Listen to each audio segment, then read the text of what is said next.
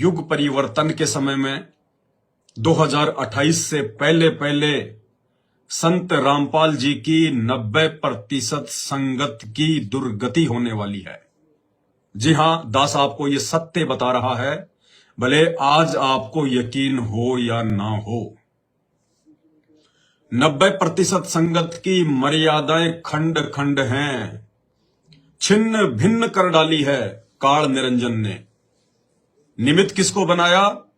पूर्ण ब्रह्म परमेश्वर सतगुरु रामपाल जी के कलयुगी परिवार को, सतलोक आश्रम मैनेजमेंट हरियाणा को, गांव गांव में जिले जिले में बैठे हुए कोऑर्डिनेटरों को, परम पूज्य सतगुरु रामपाल जी के सांसारिक बेटा बेटी भाई बंधु रिश्तेदारों को, और 90% संगत की दुर्गति निश्चित है, निश्चित।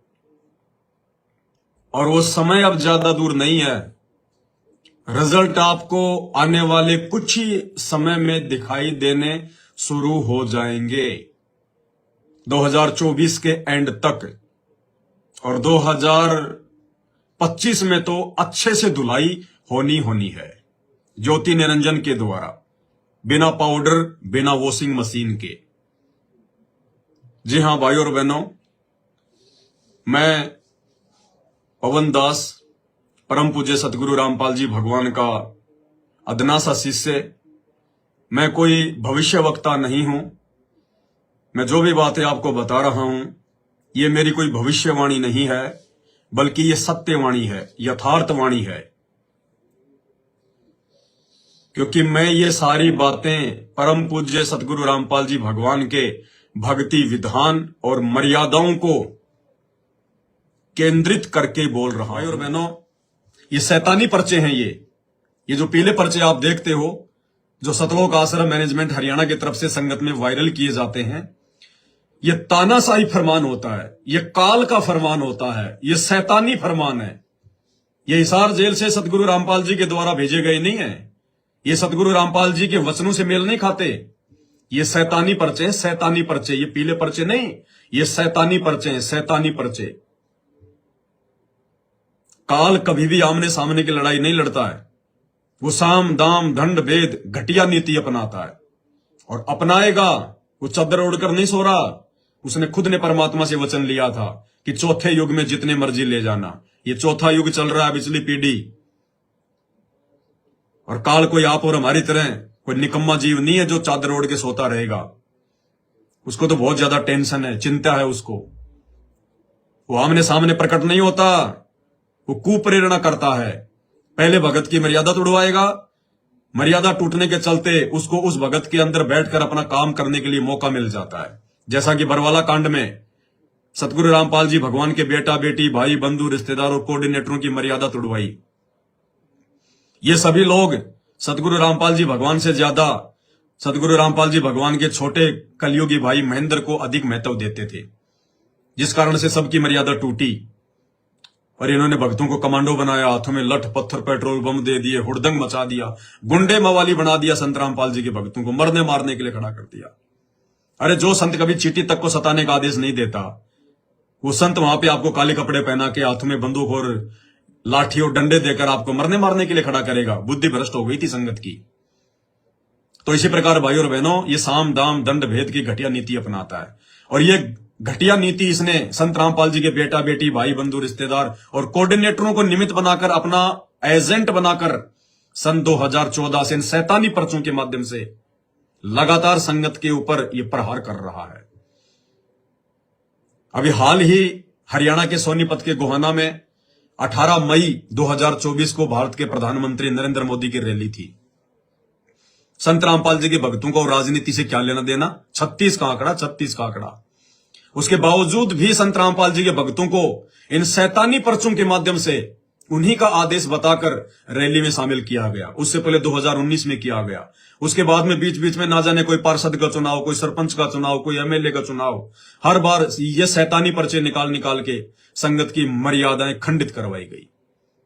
और क्या लिखा गया है इसमें? इससे पहले एक मैसेज और आया है, छोटा सा, जो नीचे है, टेक्स्ट मैसेज है, सतलोक आश्रम मैनेजमेंट हरियाणा की तरफ से। और इसमें क्या कहा गया है? सत साहिब जी, सतगुरुदेव जी की जय। सभी संगत से प्रार्थना है, सतगुरुदेव जी का आदेश है, रैली सेवा में ज्यादा से ज्यादा हमें जाना है। हमने किसी पार्टी को नहीं देखना, हमने अपने गुरुजी के आदेश को देखना है। इसलिए गुरुजी का सख्त आदेश है, ज्यादा से ज्यादा इस सेवा का लाभ उठाओ। आप सभी भक्तों के लिए यह सेवा अलवर का किला है, सत साहिब जी।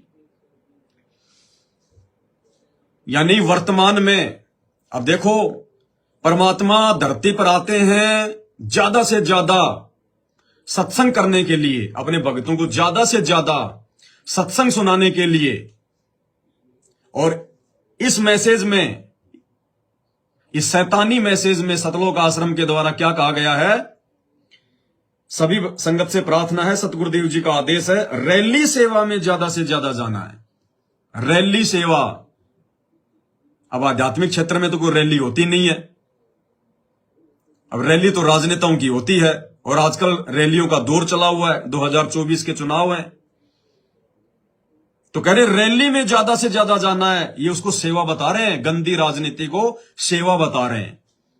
तो ये काम, ये किसका हो सकता है? शैतान का। ये दयाल का काम नहीं हो सकता, ये भगवान का आदेश नहीं हो सकता, ये शैतान का आदेश है।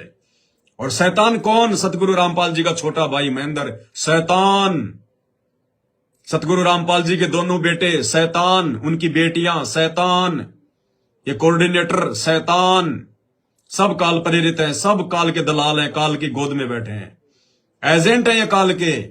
इनका एक ही टारगेट है, जितनी आत्माओं को हम काल की गोद में बैठा दें उतना थोड़ा।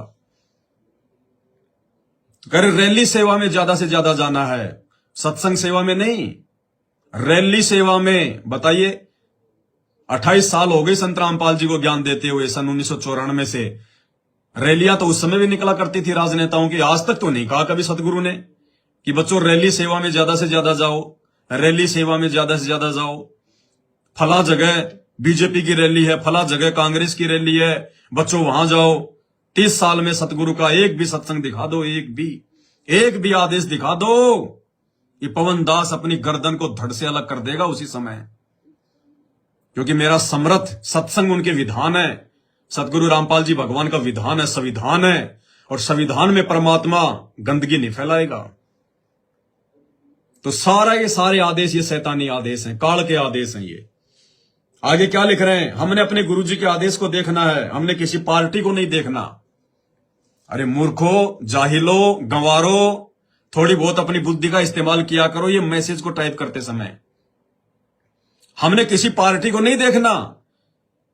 अरे अगर किसी राजनीतिक पार्टी की रैली होगी तो कोई भी 4-5 राजनीतिक पार्टियां मिलकर रैली नहीं करती हैं, हमेशा एक ही पार्टी की रैली होती है। तो इसमें पार्टी वार्टी देखने का तो कोई मतलब ही नहीं है, वहां तो सीधा सीधा है आप किसकी जो है मतलब रैली में जा रहे हो। अगर हमने किसी पार्टी को नहीं देखना है तो तुम खाली बीजेपी की रैली में भक्तों को क्यों भेज रहे हो? कांग्रेस की भी तो रैलियां हो रही हैं, आम आदमी पार्टी की भी तो जगह जगह रैलियां हो रही हैं। आप उन रैलियों में भक्तों को क्यों नहीं दे रहे आदेश? अगर तुम्हारे इस मैसेज के अनुसार अगर हमने किसी पार्टी को नहीं देखना है तो बीजेपी की रैलियों में क्यों जा रहे हो धक्के खाने के लिए? आम आदमी पार्टी वाले भी तो बेचारे रैलियां कर रहे हैं, कांग्रेस वाले भी तो रैलियां कर रहे हैं। उनसे तुमने दुश्मनी क्यों बांध रखी है? उनमें क्यों नहीं तुम अब जो है भक्तों को शामिल कर रहे? तो ये भाई और बहनों, ये दोगले मैसेज हैं। ये सतगुरु की जुबान नहीं है।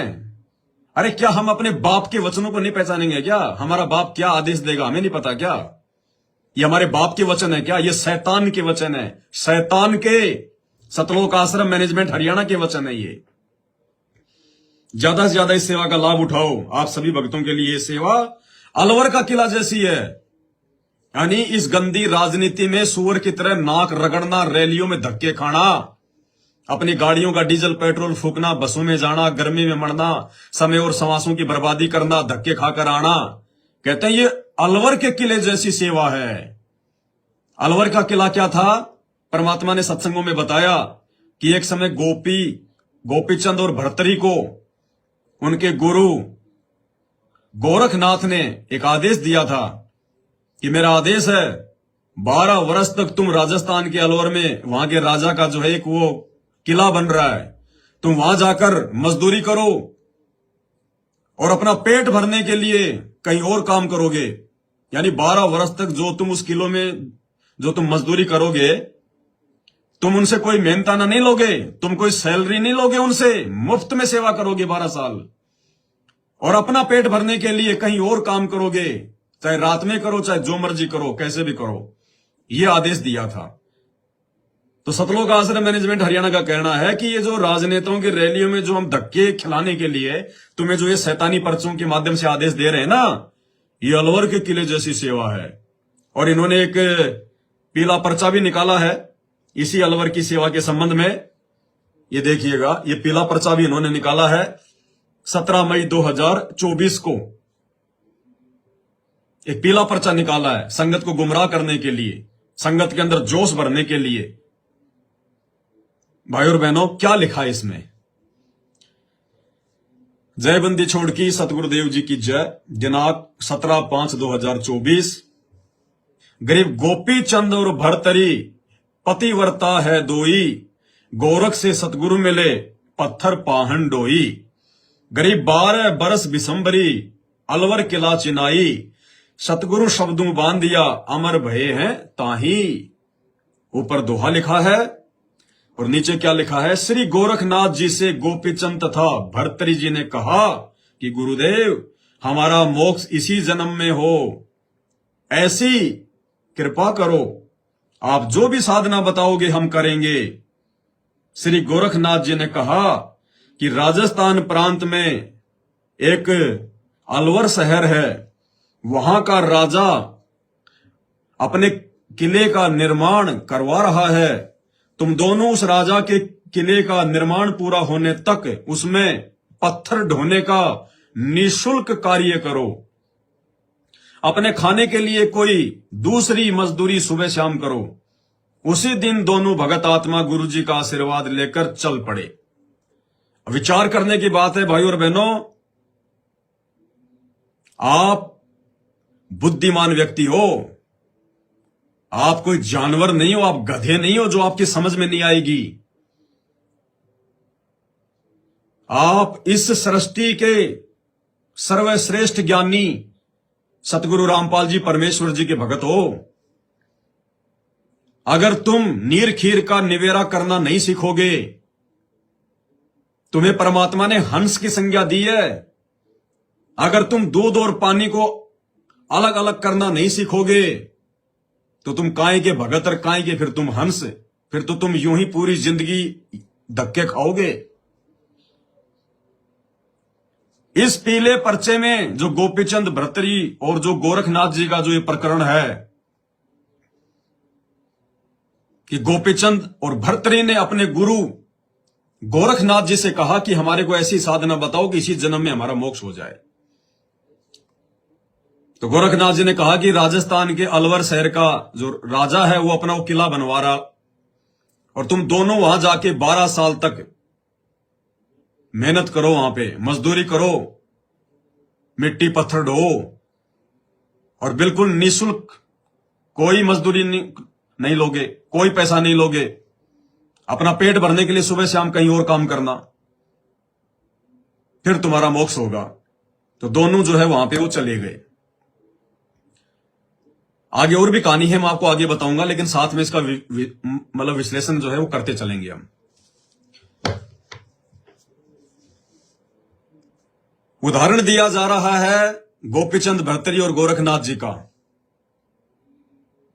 और आप लोग इस शैतानी पर्चे को फॉलो कर रहे हो। अरे आपने क्या निष्कर्ष निकालना इसका? इसको खाली पढ़कर आंखों पर काली पट्टी बांधकर दौड़ नहीं लगा देनी है। परमात्मा कहते हैं, कहे कबीर सोए जन मेरा, जो नीर खीर का करे निबेरा। मेरा सच्चा भगत वही होगा जो सही और गलत को पहले जांचेगा, वो परखेगा, मेरे सत्संगों से मेल करेगा कि मेरे गुरुजी ने क्या कहा है, अध्यात्म का इसके ऊपर क्या विचार है, क्या मेरे लिए सही है, क्या मेरे लिए जो है वो गलत है। उसके बाद जो भगत उस चीज को फॉलो करेगा। और ये शैतानी पर्चा आया नहीं, उससे पहले तो दौड़ लगा दी, तो वो मूर्ख भगत है, वो भेड़ चाल वाला है। अंधा है वो, मार खाएगा, काल की गोद में जाएगा। आपको आदेश दिया जा रहा है राजनीतिक रैलियों में शामिल होने के लिए। आपके अंदर फालतू का जोश पैदा किया जा रहा है इन शैतानी पर्चों के माध्यम से। ये परमेश्वर की अमर कथाएं सुना सुना के काल तो इसी प्रकार से फायदा उठाएगा हमारी अज्ञान और मूर्खता का।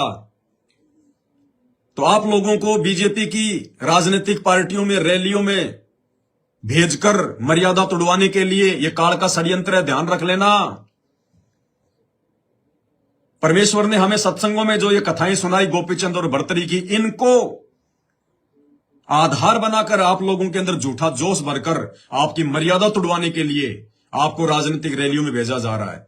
अब आपने विचार क्या करना है? आपने विचार करना है कि भाई ये पीला पर्चा आया है और इसमें हमें सेवा में जाने के लिए राजनीतिक रैलियों को जो सेवा बताया जा रहा है, इसमें गोपीचंद भर्तरी और गोरखनाथ का जिक्र है। और क्या लिखा हुआ इस पीले पर्चे में? आप लोगों ने उनसे सवाल करने चाहिए, इन शैतान के एजेंटों से, इन दलालों से, सतगुरु रामपाल जी भगवान के काल प्रेरित बेटा बेटी भाई बंधु रिश्तेदारों से, इन कोऑर्डिनेटरों से। डरते क्यों हो आप लोग? अरे भीख मांग के खा रहे हो क्या आप इन लोगों से, मैनेजमेंट वालों से? डरते किस लिए हो तुम? तुम्हारा बाप निर्विकार निर्भय है, तुम निर्भय के बच्चे हो। थोड़े बहुत तो तुम्हारे अंदर भी आने चाहिए गुण है, या बिल्कुल मतलब जो है वो गिदड़ी बन के रहोगे? तो उनसे सवाल करो कि भाई आपने शैतानी पर्चा भेजा है, ये पीला पर्चा आया, भाई अपने अपने कोऑर्डिनेटरों से सवाल करो कि भाई आपका ये पीला पर्चा आया है और इस पीले पर्चे को आधार बनाकर आप हमें बीजेपी की रैलियों में भेज रहे हो सेवा बताकर। हाँ जी, तो भैया पीले पर्चे में तो ये लिखा है, श्री गोरखनाथ जी से गोपी चंद तथा भर्तरी जी ने कहा कि गुरुदेव हमारा मोक्ष हो इसी जन्म में, ऐसी रजा करो, आप जो भी साधना बताओगे हम करेंगे। तो उनसे सवाल करो कि यहां तो गोपी चंद और गोरखनाथ जी ने डायरेक्ट अपने गुरुजी से सवाल किया था। भाई हम किससे सवाल करें? हमारे गुरुजी तो जेल में बैठे हैं, हम अपने घरों में बैठे हैं। ना हमने अपने गुरुजी से सवाल किया, ना हमें हमारे गुरुजी ने कोई आदेश दिया, तो हम क्यों जाएं भाई इन रैलियों में?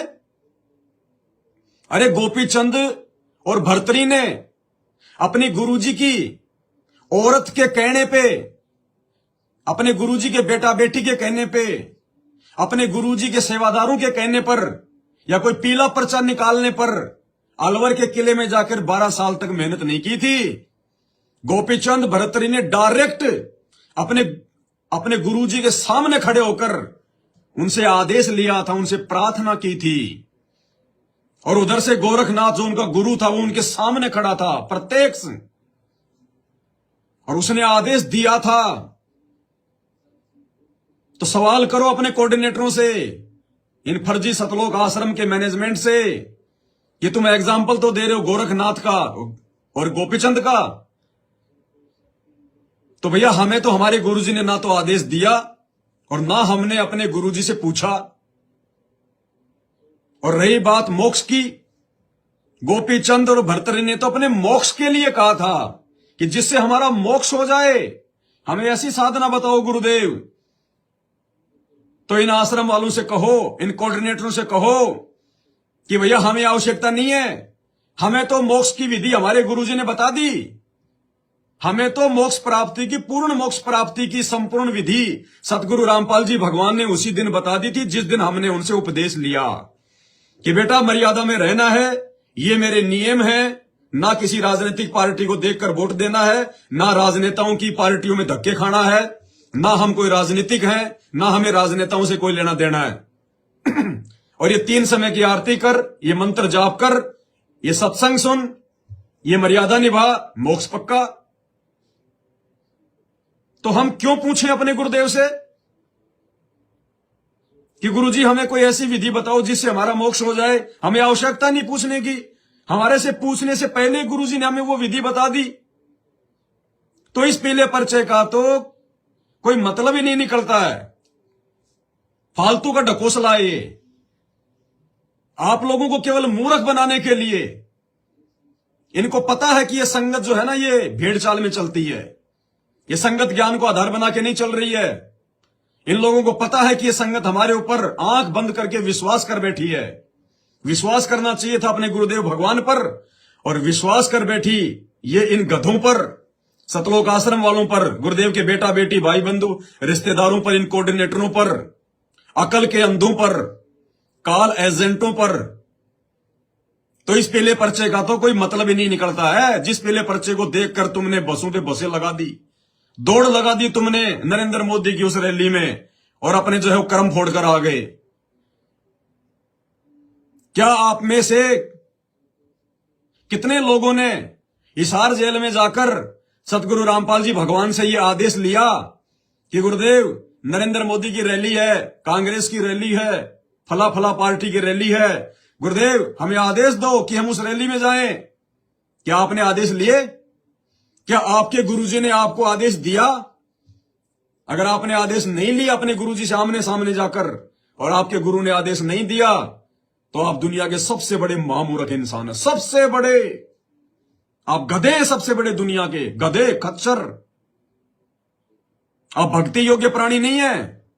अरे नाम तो कोई भी ले लो सतगुरु से, सतगुरु नाम के लिए मना नहीं करेगा, कोई भी ले लो नाम। लेकिन खाली नाम लेने से बात नहीं बनेगी। नाम लेने से कोई भगत नहीं बन जाता। हाथ में रक्षा सूत्र बांध लिया, मुंह से सत साहेब, गले में लॉकेट डाल लिया, यह भगत के लक्षण नहीं है। भगत वो है जो भगवान की मर्यादा में रहता है।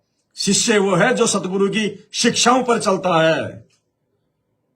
तुम तो दिखावट के भगत हो, दोगले भगत। करो अगर तुम्हारे अंदर अगर इतनी अगर हिम्मत है तो, जरा सा भी अगर ज्ञान की छीट है तुम्हारे अंदर, जरा भी ज्ञान यदि तुमने सतगुरु रामपाल जी भगवान से जो है वो ग्रहण किया है, तो सवाल करो इनसे कि क्या पीला पर्चा भेज रहे हो भाई? ये इसके तो कोई सिर पैर ही नहीं है, ज्ञान आधार से तो कोई मतलब ही नहीं है।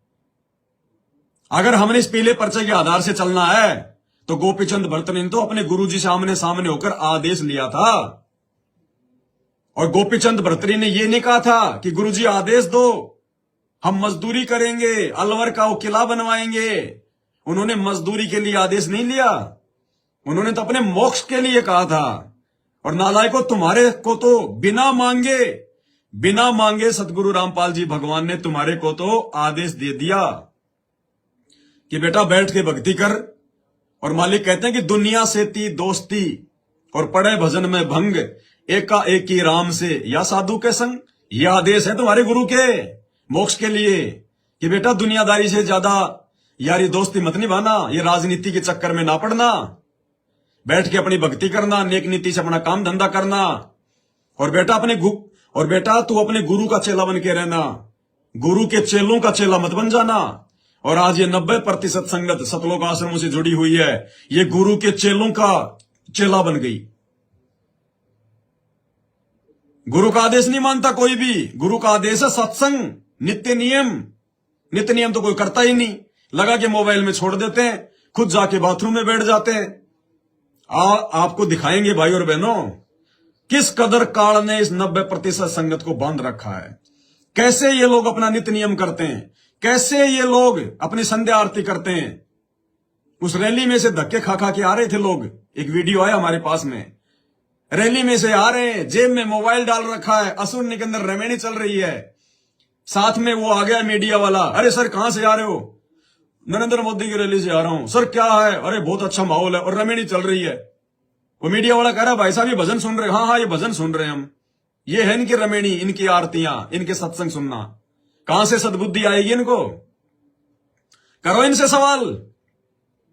अगर जरा भी तुम्हारे अंदर अगर तमीज है तो, तुम्हारे भेजे में अगर गोबर ना भरा होकर जरा सा भी संत रामपाल जी का अगर प्योर ये ज्ञान है, सवाल करो इनसे कि भाई गोपीचंद भर्तरी ने तो गोरखनाथ जी से आमने सामने होके मोक्ष के लिए प्रार्थना की थी, किसी राजनीतिक रैली में धक्के खाने की प्रार्थना नहीं करी, अलवर का किला बनाने की प्रार्थना नहीं करी। उन्होंने तो कहा था कि गुरुदेव हमें मोक्ष का मार्ग बताओ। तब उनके गुरु ने आदेश दिया था कि जाके अलवर का जो किला है वो बनवाओ, और सैलरी नहीं लोगे। सुबह शाम कोई दूसरा काम करना। तो गुरु का आदेश हो गया, इसलिए वो गए। तुम्हारे से तो लाख गुना अच्छे थे वो, लाख गुना अच्छे। उन्होंने किसी गुरु के बेटा बेटे की बात नहीं मानी, इन शैतानी जो है पर्चों की बात नहीं मानी, उन्होंने किसी कोऑर्डिनेटर की बात नहीं मानी। वो बुद्धिमान थे, मूर्ख नहीं थे। गुरु ने जो आदेश दिया वो सिरोधारी है, वो चले गए। अरे तुम्हारे को तो बिना मांगे गुरु ने मोक्ष का मार्ग बता दिया नालायको, फिर क्यों रैलियों में धक्के खा रहे हो? और गोपीचंद ने तो आमने सामने होकर आदेश लिया था। तुम कब मिले संत रामपाल जी से? लाखों की भीड़ जो वहां पे गई थी रैली में। तुम्हारा गुरु तो जेल में बैठा है, तुम अपने घरों से निकल निकल के पीले पर्चे देख देख के। एक दूसरे भगत ने फोन कर दिया, भगत जी इमरजेंसी सेवा, भगत जी विशेष सेवा, एक हाजिरी लग जाएगी। इन हाजिरियों की माला बना के डाल लेना अपने गले में। ये हाजिरियां तुम्हें पार करेंगी, भक्ति पार नहीं करेंगी। भक्ति करते तो तुम्हें जोर आता है, तुम्हें तो बस मुफ्त में हाजिरियां चाहिए। बसों में बैठ गए, घूम लिए, गपशप मार लिए, मनोरंजन हो गया, रैलियों में धक्के खा के आगे लग गई हाजिरी। ऐसे सतलोक जाया जाता है क्या? इन कुकर्मों से तो तुम लोग ये त्रिकुटी का मुंह भी नहीं देख पाओगे, त्रिकुटी का भी। तो पीला पर्चा क्या कह रहा है? तुम लोग कैसे मूर्ख बन रहे हो? श्री गोरखनाथ जी से गोपीचंद तथा भर्तरी जी ने कहा कि गुरुदेव हमारा मोक्ष इसी जन्म में हो, ऐसी रजा करो। आप जो भी साधना बताओगे हम करेंगे। श्री गोरखनाथ जी ने कहा कि राजस्थान प्रांत में एक अलवर शहर है, वहां का राजा अपने किले का निर्माण करवा रहा है। तुम दोनों उस राजा के किले का निर्माण पूरा होने तक उसमें पत्थर ढोने का निःशुल्क कार्य करो। अपने खाने के लिए कोई अन्य मजदूरी सुबह शाम करो।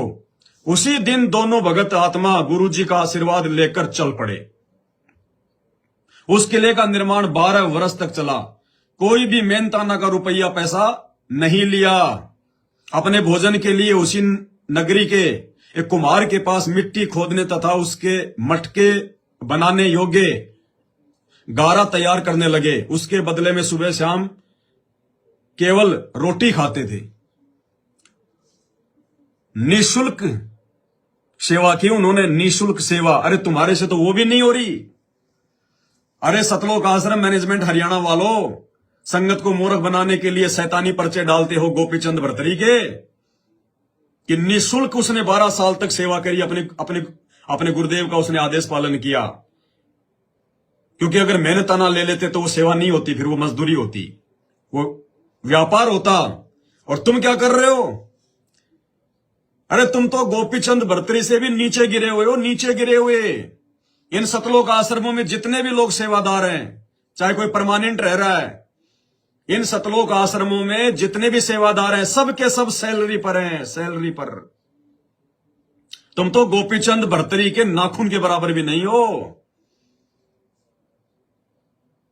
अरे सेवा कोई पैसे लेके की जाती है क्या? वो सेवा नहीं है, फिर तो व्यापार कर रहे हो तुम, बिजनेस कर रहे हो। वो तो कहीं भी कर लो। खुद तुम्हारे गुरु ने कहा है, तुम्हारी पोल खोली है सतगुरु रामपाल जी भगवान ने, विशेष संदेश नंबर 36 के अंदर। अभी 5-7 दिन पहले आया था ना हिसार जेल से, विशेष संदेश नंबर 36। तुम्हारे गुरु ने खुद तुम्हारी पोल खोल दी कि इन आश्रमों में जितने भी लोग हैं ये सैलरी पर काम करते हैं, सैलरी पर।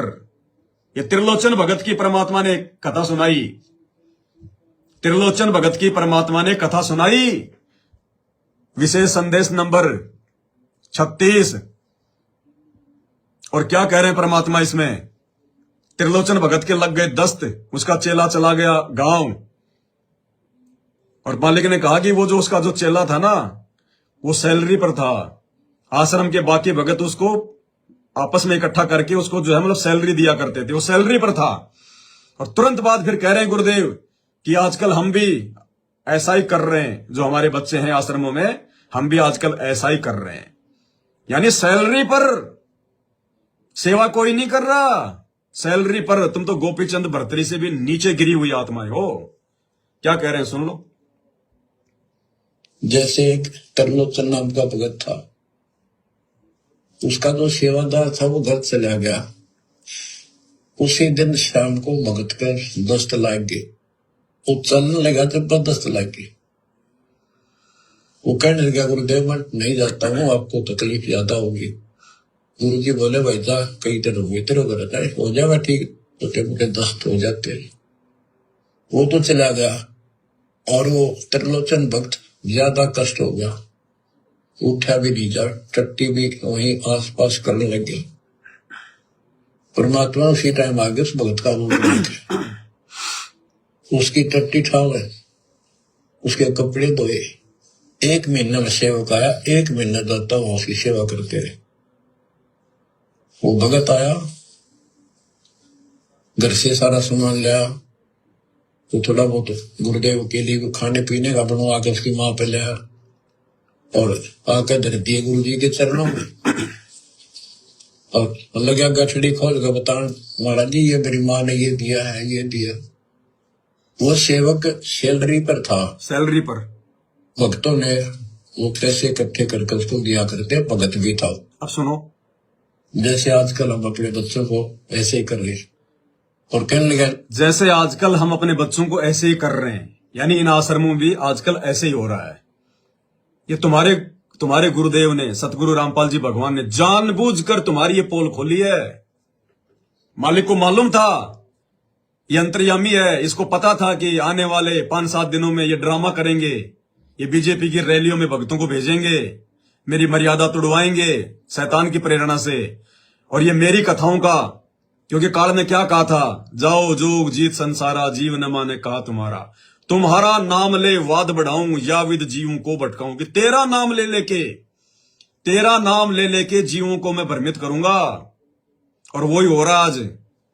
तो अंतर्यामी भगवान को मालूम था, इसलिए 36 नंबर की ओडी में परमात्मा ने पहले ही ये संकेत कर दिया कि इन आश्रमों में जितने भी ये लोग सेवा कर रहे हैं ना, ये सेवक नहीं है, ये मजदूर हैं, ये व्यापार कर रहे हैं, ये बिजनेस कर रहे हैं। सेवा कभी जो है पैसों में नहीं की जाती। वो सेवा ही क्या जिसके बदले तुम लोग जो मतलब पैसे ले रहे हो।